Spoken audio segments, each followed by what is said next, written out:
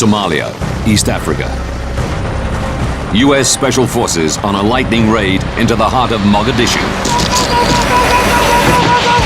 We're gonna own this place in a week. And we're Delta, we're Rangers, we're SEALs. Like, we take this place down. 2 Black Hawk helicopters are brought down by a hostile militia. And at that point, we all knew that the mission had changed. 99 US soldiers are trapped in the city overnight as armed Somalis close in on their positions.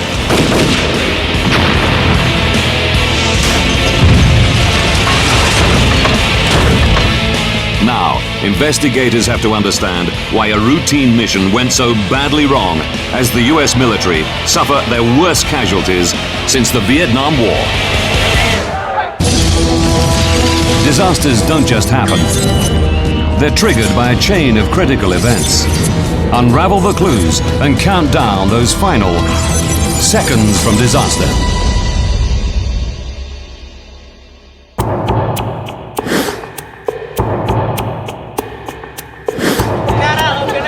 October the 3rd, 1993.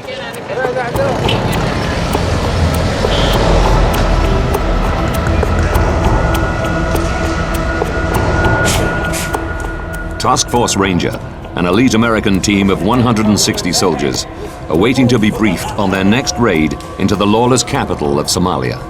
Get it on!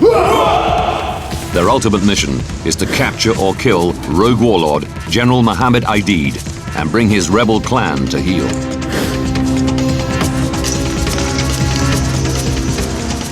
Local intelligence sources have identified high-value targets, clansmen loyal to Aidid, gathering in a location downtown.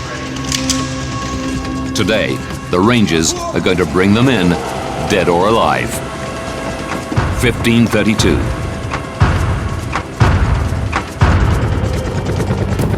From their base inside the city airport, Black Hawk and Little Bird helicopters take off laden with Ranger and Elite Delta operators. We came in off the ocean, and then you start seeing like those shanty huts on the outskirts of the town, and then all of a sudden you hit the city.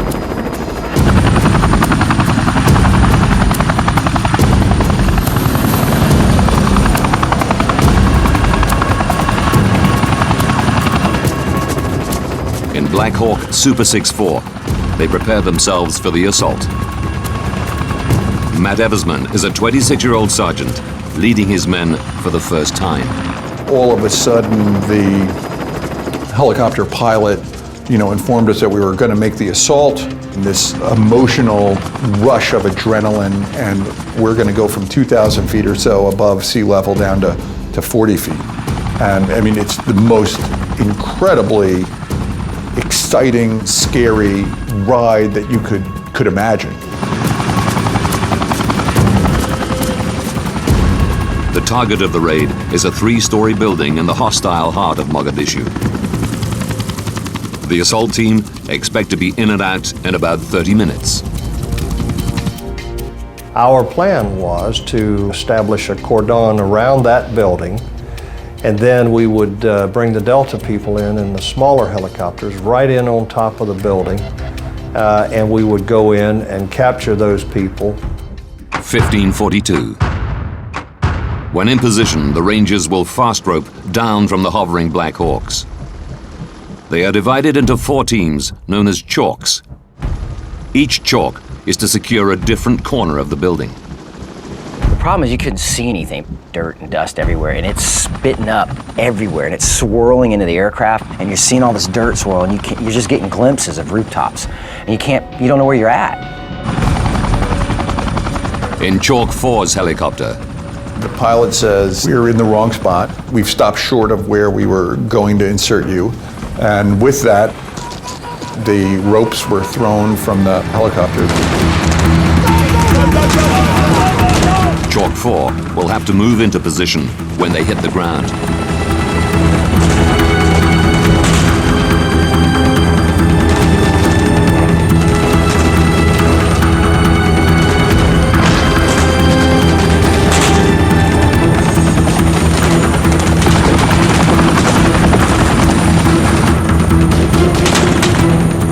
Probably probably halfway down the fast rope and saw the body of one of our rangers, young Todd Blackburn, lying on the ground.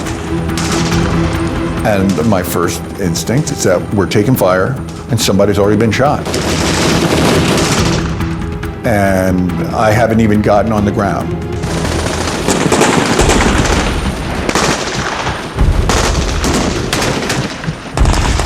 The casualty makes it impossible for them to move. Medic turns to me and says, he didn't get shot, he fell. Lost control.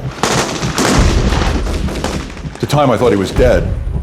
He was bleeding out of his mouth and nose and ears and just in a horrible shape.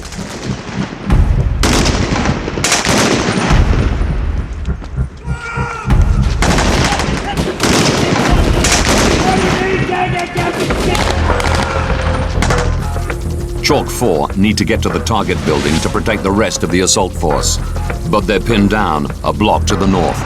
The Delta Force assault team penetrates the target building and searches for Aidid's henchmen.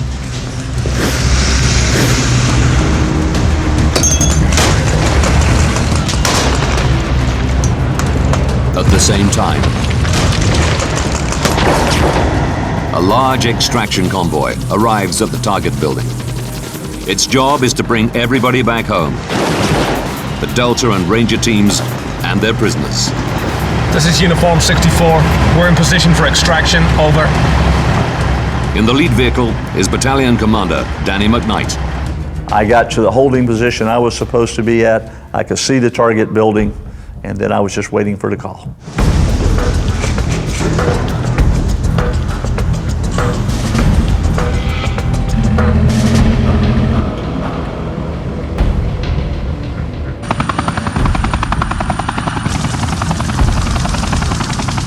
The Black Hawks offer surveillance and fire support. They're taking incoming rounds. Black Hawk Super 6-5 is piloted by Jerry Izzo. I could hear rounds cracking past the aircraft, and I heard two explosions, two thunderclap explosions that just went boom, boom. But all the other aircraft were moving and maneuvering and jinking very hard to avoid getting hit. But sometimes you can't miss all the raindrops when it's raining. 1600. 23 Somalis are taken, including 2 of Aidid's most senior henchmen.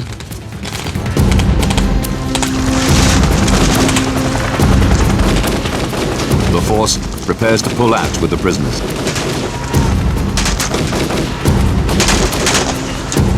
Three vehicles from the extraction convoy are dispatched north to rendezvous with Chalk 4, where Todd Blackburn lies hurt.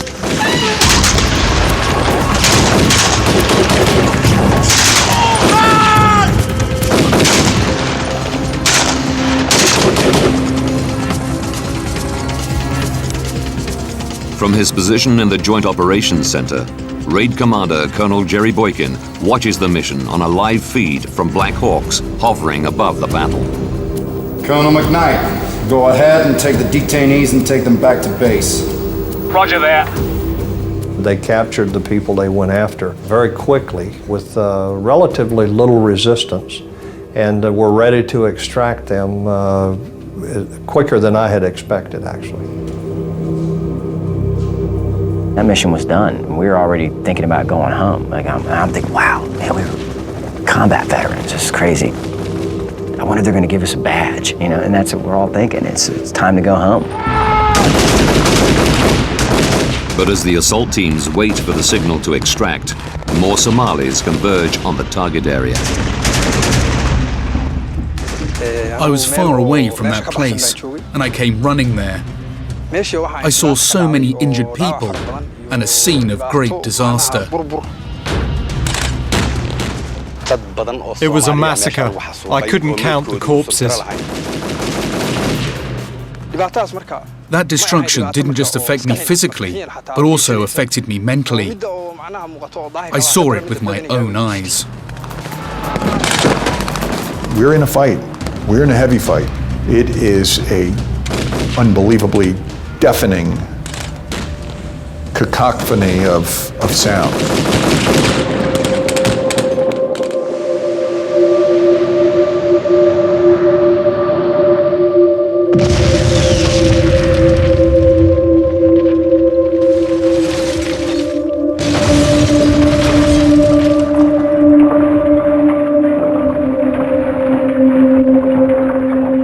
gunfire is so loud that your teeth hurt.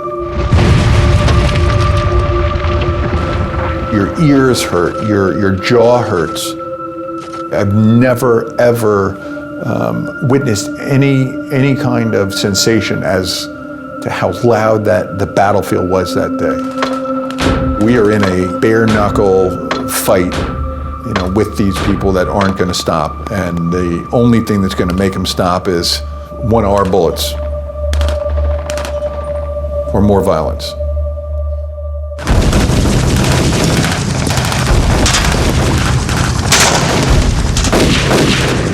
In the sky above, the circling Black Hawks are also in trouble. The area was getting hotter and hotter, more automatic weapons fire, more RPG fire. And we're sitting there, we're all tensing up, going, come on, let's hurry up, let's get this over with, get them on the trucks, let's get them out of here.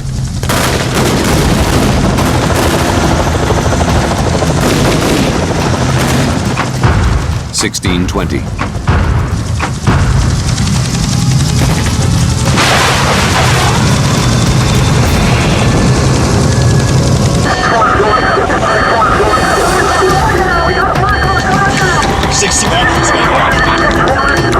I still remember the visual of the bird starting to turn off, and the way that it appeared to me was, wow, and it looks like he's going down, but that couldn't possibly be happening.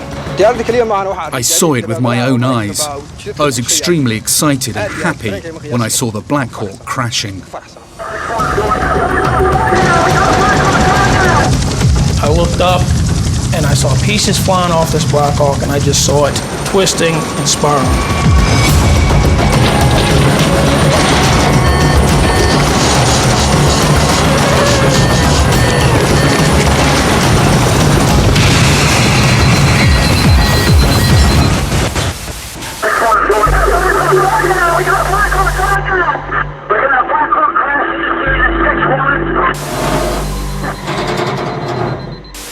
And at that point, we all knew that the mission had changed. The Black Hawk has crashed 3 blocks northeast of the target building. Crowds of Somalis race towards the crash site.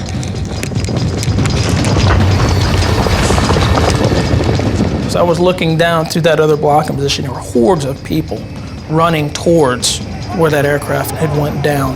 And you started getting this feeling that we didn't have a lot of time to get down there.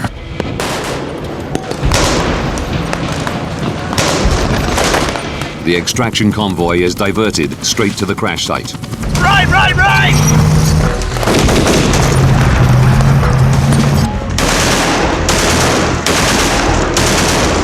En route, they pick up some of the out-of-position Chalk 4. Roger, I do have Tiger lead.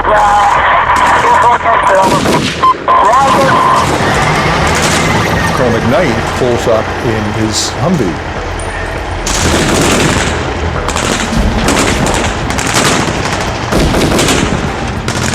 So we load all of our men up, get on these vehicles, and start to head out towards this crash site.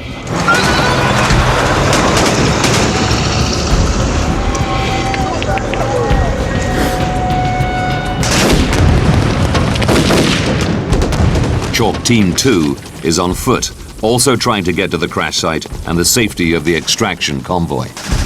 And I heard a yell.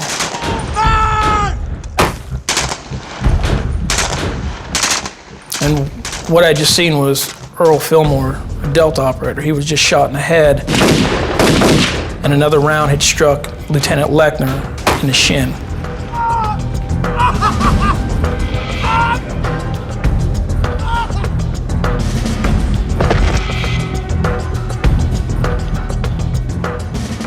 I remember looking across the street and thinking, man, how did that just happen to the Delta operator? Because you know he's doing everything right. You keep it down, but you start feeling it. Because you're like, oh my gosh, we're not foolproof. We're not the Superman. There's a kink in the armor. 1640. A second helicopter, Black Hawk Super 6-4, piloted by Mike Durant, is hit.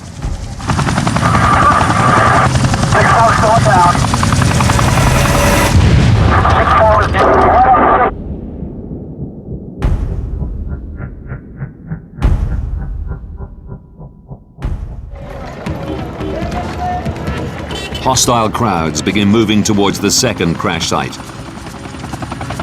Well, it was about 1,800 meters from the first crash site. We had sent everybody to the first crash site.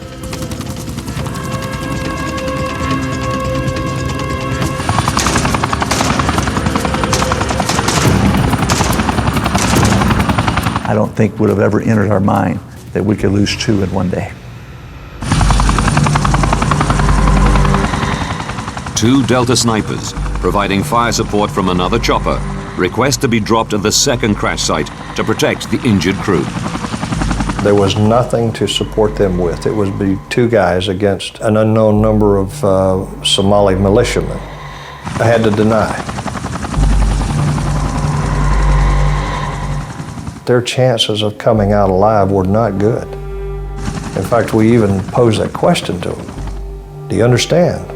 Yes, they said. But as Somalis close in on the crash site, Colonel Boykin realizes he has no other options. Put them in. He needs to buy the injured crew some time.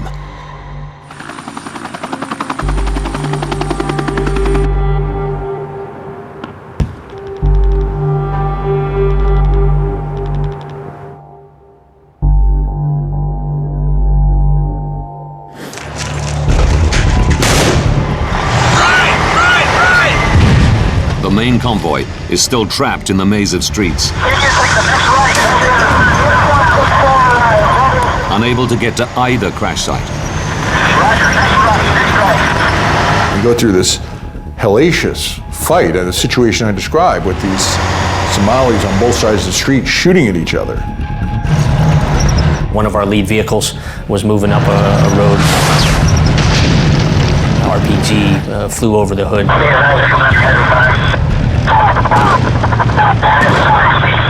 Another ambush, another series of casualties. We're probably as close to non-mission capable as we can, given the casualties and our status.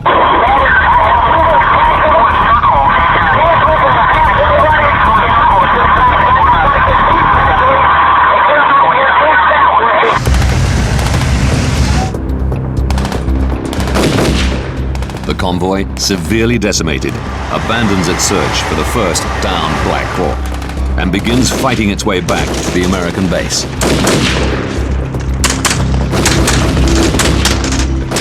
The injured pilot of the second downed Black Hawk, Mike Durant, is defended by just 2 Delta snipers, Randy Shugart and Gary Gordon.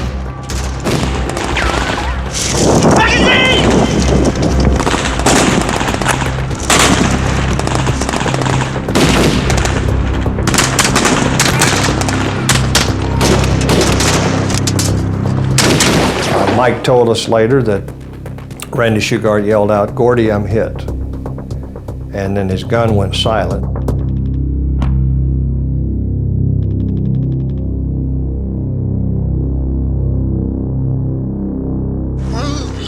Somali crowds overrun the second crash site. They set upon the survivors and the bodies of the Delta snipers. As Mike describes it, the next thing he saw was just a wave of people that swept over him and he was knocked unconscious. The main convoy, badly battered, returns to base. 99 Rangers and Delta remain in the city, trapped and surrounded in positions around the first downed Black Hawk.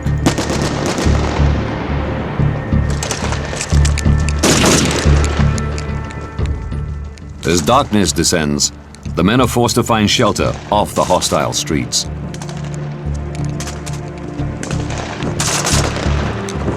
We were kind of angry that it had come down to this where we were sort of on the defensive. We were the Rangers. We had Delta. It's 1/60th up in the air. Like, there's no way that these guys could have us on the retreat. It's crazy.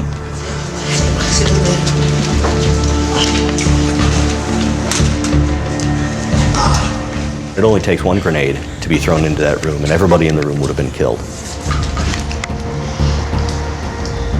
It's a scary mental state to be in when you very well might not live through the night.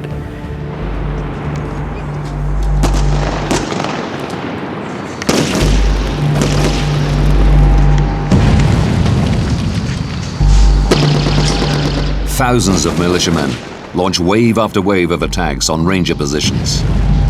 Little Bird helicopters are dispatched in a desperate bid to hold the Somalis back.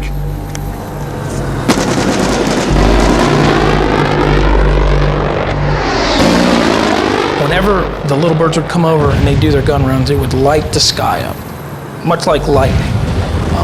And the rockets would sound like thunder, and you would have brass raining on you. When he lit up the street, you catch glimpses of the shadow men that were out there moving. And one, there were more of them than we thought. Two, they were closer than we thought they were. 23:15. A giant convoy leaves the US base on the outskirts of the city. Made up of Pakistani tanks and Malaysian armored vehicles, along with the men from the Rangers and 10th Mountain Division, this new convoy's mission is to save the trapped men. Lieutenant Larry Moores leads a contingent of Rangers back into the city. They knew what type of fight it was, and they knew that it was going to be a long haul as we went back in. We need to get in there and do our mission. 1:55. Larry Moore's vehicles reach the second crash site. They find no survivors and no bodies. Minutes later, the rescue convoy reaches the trapped Ranger force near the first crash site. As the dead and wounded are loaded into vehicles, rescue teams try to free the body of pilot Cliff Walcott. They had to put the wounded guys in the vehicles, and that took a lot of time, and they would put the dead on top of the vehicles. They were long gone. They weren't feeling any pain anymore. Surprisingly, it was pretty quiet. There wasn't a lot of gunfight. Then all of a sudden, game back on. There were probably 8 guys packed into this vehicle. We're all wounded, stained blood and sweat. And I leaned over my shoulder and I said, "All right, dude, step on the gas, let's get the hell out of here." What I didn't know was that they were still trying to extract Cliff Walcott's body.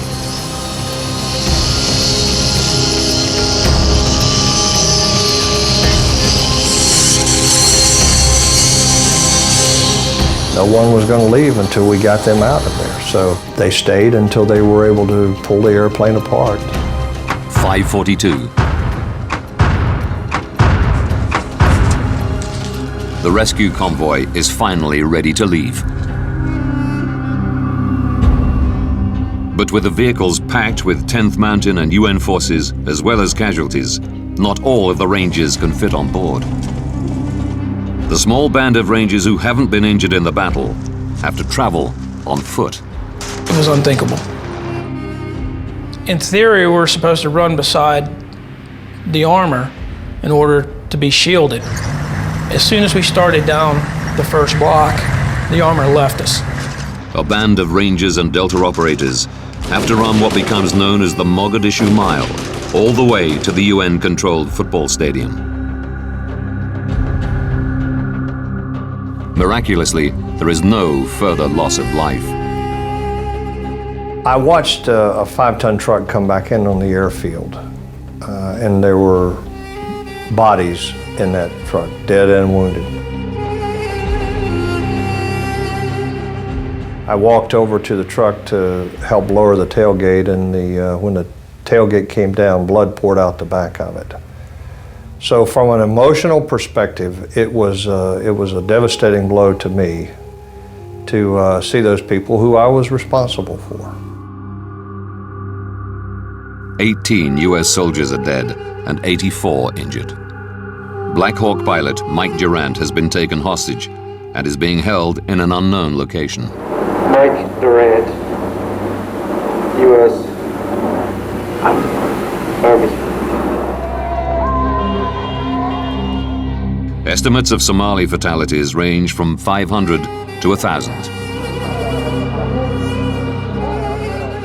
TV pictures of dead US soldiers being dragged through the streets of Mogadishu provoked shock and outrage in America. Now, by rewinding the events of that day, we can reveal how a poorly organized and badly equipped militia was able to take on some of the best trained soldiers on the planet. Move!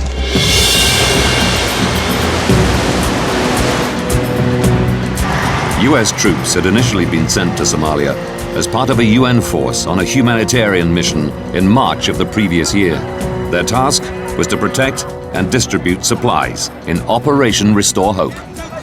Spread it out. Let's make sure the crowds aren't jumping on, stealing the grain. They're getting a little more unruly every day, so we need to go out there and provide security.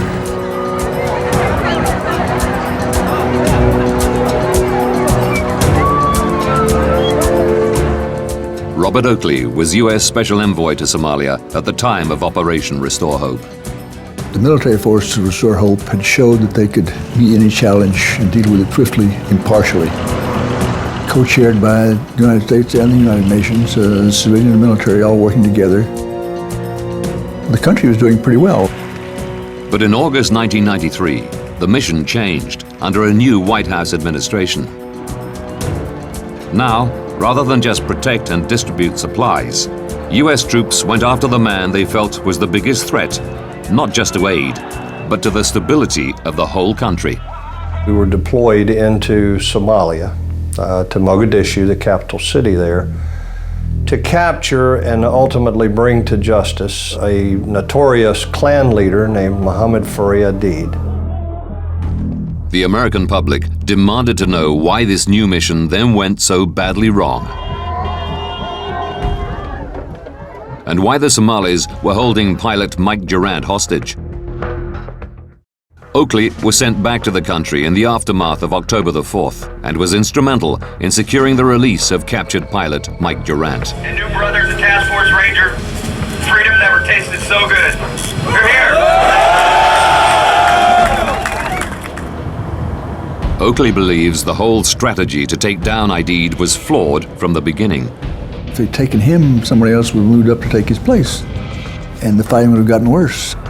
The UN and US made it clear to Aidid that he could play no part in the future of Somalia. Once you removed that hope and it became clear to him that neither the United States nor the United Nations was going to tolerate Aidid as leader of Somalia, he said, well, okay, I'll have to do something else to get their attention. Now, that's a fairly human sentiment, not just Somali. I am part of my people. Suffering, killing, I'm sharing with them.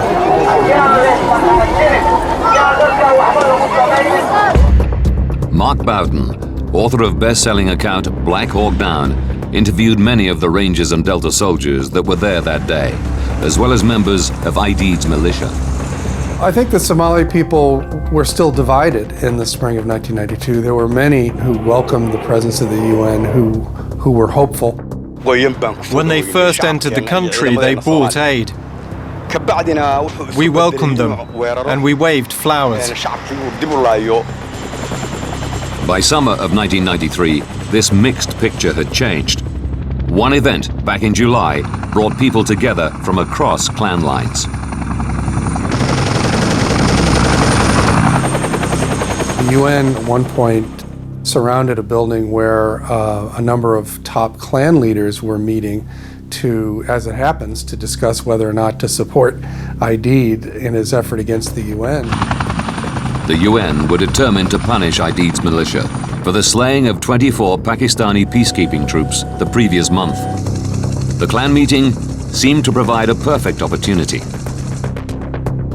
Osman Atto was Aidid's main financial backer. He remembers the day of the raid well. They just came in with an helicopter and started shooting. There were no armed catch as they claim it. Unfortunately, they killed 73, 72 elders. Unaware of the growing tension, the elite Ranger and Delta Force landed 6 weeks later. Their operations in the city further incensed the people of Mogadishu. We weren't there to feed anybody.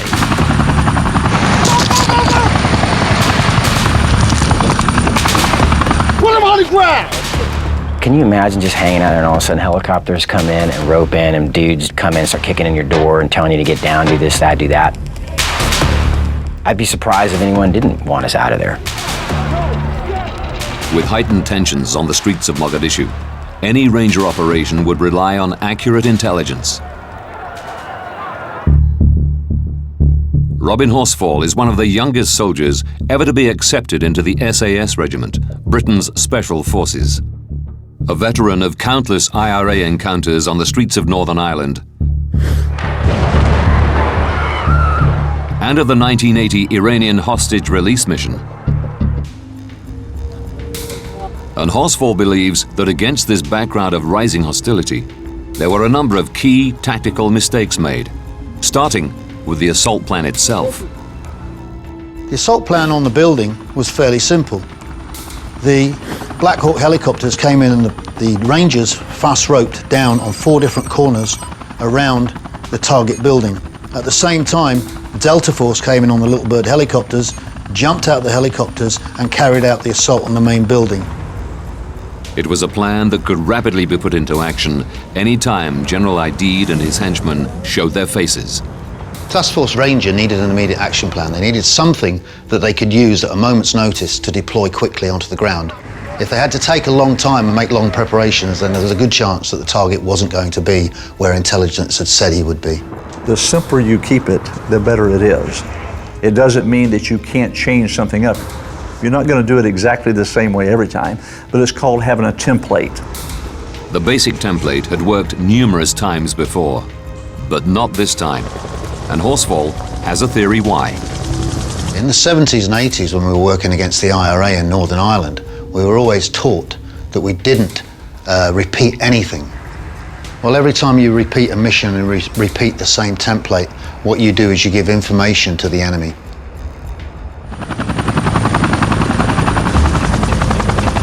It meant once the militia knew where the Rangers were heading, they were ready. As the Ranger chalks inserted, Battle Overwatch relayed reports of militia massing in the target area. They told us that there were people on the objective. They'd seen heavy weapon systems, they'd seen machine guns, they'd seen people, so they knew we were coming. So this was going to be a little bit hotter. Aidid's militia also had a counter-strategy to try to bring down a Black Hawk helicopter, suck in the Rangers to the crash site, and surround the area with hostile militia. Aidid had actually thought, well, if they bring in the helicopters again, if they mount an assault with the same pattern as before, we're going to be prepared for it. We're going to put RPG-7s in the surrounding area and use those to attack any helicopters that are coming in. Aidid should not have been underestimated. We used all the means available to the Somalis to shoot down the helicopter, because helicopters, it was our main enemy. The Ranger Force didn't think a primitive rocket-propelled grenade was capable of bringing down a Black Hawk. It had never happened before, but Aidid had identified a weakness he could exploit.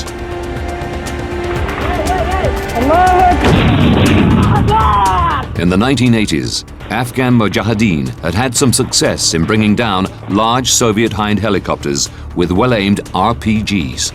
The RPG-7 is a very, very simple rocket-propelled grenade. The most vulnerable part of any helicopter is the tail rotor. If you punch a hole in the fuselage, it's going to go through, out the other side, not cause any serious damage. But once you take out the tail rotor, the helicopter is completely out of control and will crash. You completely underestimated their ability to take a helicopter out of the sky with an RPG. We thought, okay, the helicopter goes down, it's going to be due to mechanical failure. They had figured it out. If they could take down a helicopter, they could collapse the city around us. But for Horsfall, the critical moment was the downing of the second helicopter. Task Force Ranger only had 160 men on the ground. They deployed all those forces to the first crash site to create a secure zone there. They had no way of splitting that force and deploying them onto the ground to the second crash site. The Rangers were sucked into a street battle they weren't prepared or equipped for, and faced a determined enemy that they had badly underestimated. And there was guys running around in the back of Toyota pickup trucks with flip-flops. And we're like, there was one dude with a football helmet on. We're like, this is a joke. We're gonna own this place in a week.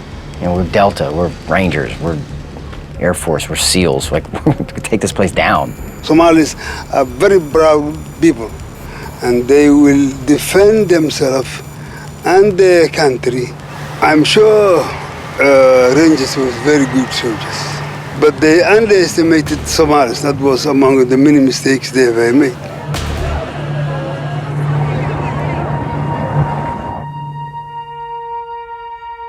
The small assault force found themselves in isolated positions in the city, surrounded by a militia fighting on familiar streets. Well, if we look at the target area, for example, we can see here that the buildings are very densely packed together. The chances are you only got enough width for one vehicle to move along these roads. That means that people can drop grenades, fire immediately down on top of you. You can easily be ambushed. Once you get in there as well, it's very easy to get lost. Street fighting is one of the most costly forms of fighting in any kind of war, and most generals try to avoid fighting in towns. Mogadishu has been in an almost permanent state of conflict since the overthrow of President Saeed Barre in 1991. There is no effective government, police, or infrastructure. It's left the streets a battleground. You know, every door, every window, every alley is a threat. They are fighting in darkness.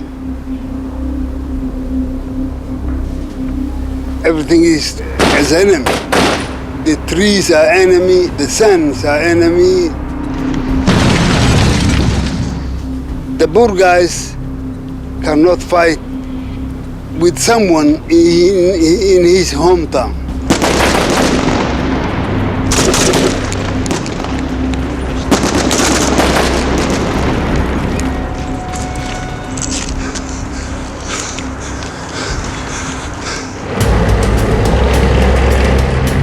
Traditionally, the US has used overwhelming firepower to even up the fight against greater numbers on their home patch. But Horsfall believes that it was exactly these types of weapons that weren't available to the Ranger Force. They didn't have helicopter gunships. They didn't have rockets. They didn't have artillery and armor. And consequently, their decisions to carry out aggressive operations of this nature without those support elements actually made them a very, very weak force on the ground.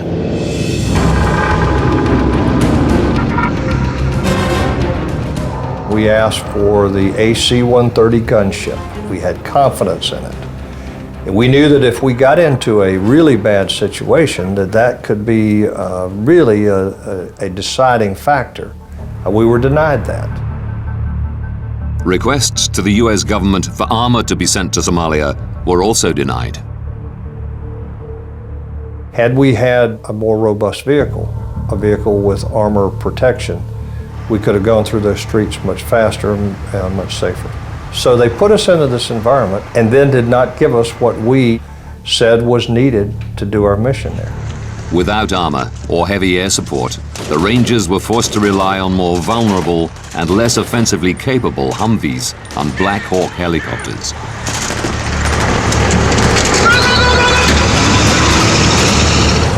Those decisions made at political levels didn't take into consideration the tactical effect on the ground. Once again, US leadership had made a critical miscalculation of the scale of the task. It wasn't just those at the top who underestimated the Somalis' ability to mount such a large counterattack. Soldiers on the ground also made critical planning mistakes.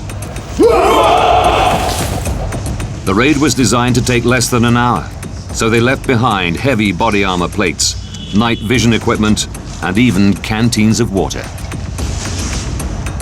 It seems as if everybody had taken loss of their senses, but at the time it truly was thinking it was for the good of this mission. We'll be lighter, we'll be able to go.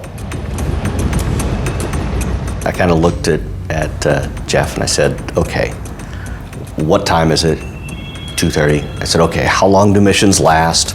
About 45 minutes. Okay, all right. Now, why are you going to take night vision goggles when it's a daytime mission?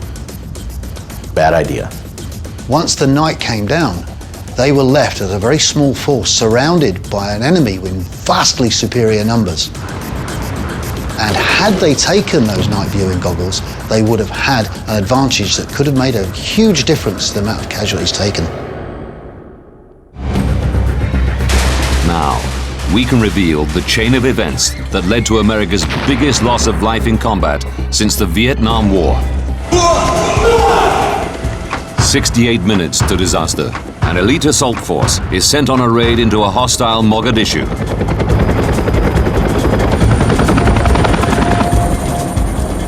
Underestimating the Somalis, they run with a plan they've used before. Go, go, go, go, go, go, go!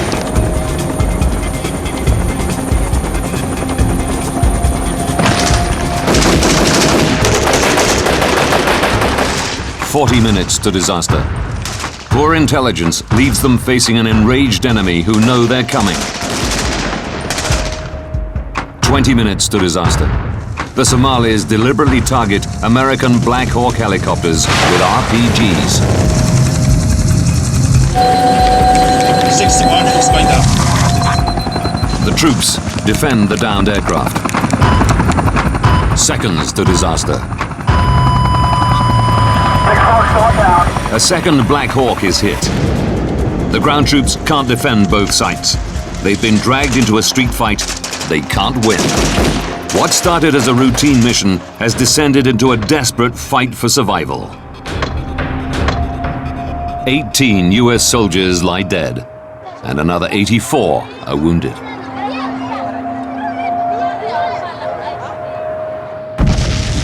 The mission was militarily a success.